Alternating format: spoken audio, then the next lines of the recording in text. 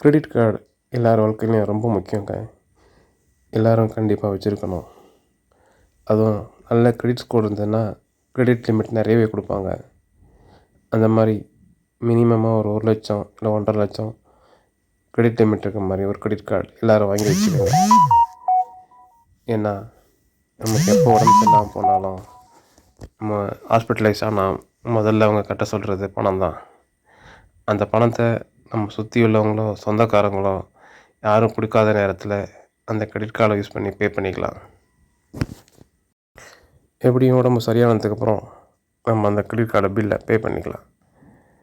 அந்த நேரத்தில் நம்மளை ஹாஸ்பிட்டலில் சேர்த்து நம்ம சொந்த பந்தங்கள், நம்ம நெருங்கிய உறவுகள் பணத்துக்காக கஷ்டப்படாமல் யாருக்கிட்டையும் கையேந்தாமல் இருக்கணும்னா அந்த கிரெடிட் கார்டு நமக்கு சரியான டயத்தில் உதவி செய்யும். கிரெடிட் கார்டை வாங்குங்க. இந்த மாதிரி எமர்ஜென்சிக்கு மட்டும் யூஸ் பண்ணுங்கள். இது சொல்லணும்னு தோணுச்சு.